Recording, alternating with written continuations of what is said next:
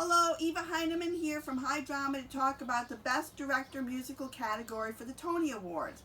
You got Rachel Chavkin for Hadestown, Scott Ellis for Tootsie, Daniel Fish for Rodgers and Hammerstein's Oklahoma, Des McAnuff for Ain't Too Proud, The Life and Times of the Temptations, and Casey Nicholaw for The Prom. There are two beloved downtown folks in this category, but first I have to talk about my favorite avant-garde director, Daniel Fish, who I have adored since his incubator arts days at the St. Mark's Church, creating and directing plays with Thomas J. Ryan. Now everyone is aware of him. I doubt he'll win, quite frankly, as most people were rattled by his Oklahoma. I thought it was brilliant and made me realize something about Oklahoma that I never thought of before. See, Oklahoma is a territory about to become a state. So this is all about territorial concerns. So you have Ado Annie, who is being fought over.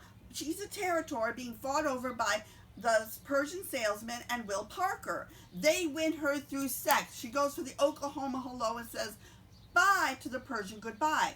Then you have Lori, who is being fought over. She's a territory, being fought over by Judd and by Curly, and they win her through violence.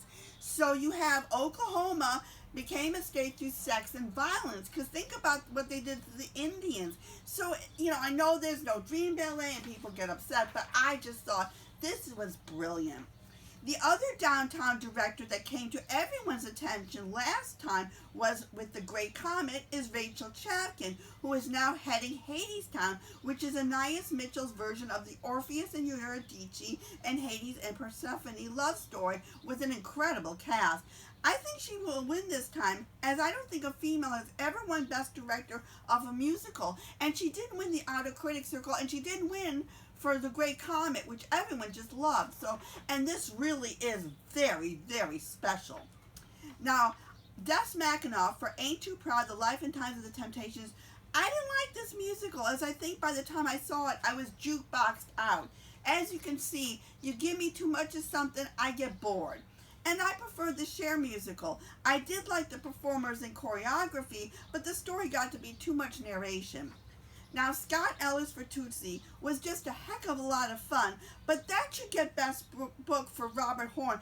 But it's because the book, it's like in the style of Neil Simon. It's full of zingers. It's just so damn funny. And again, brilliant cast. Everything about it is just so much fun and wonderful.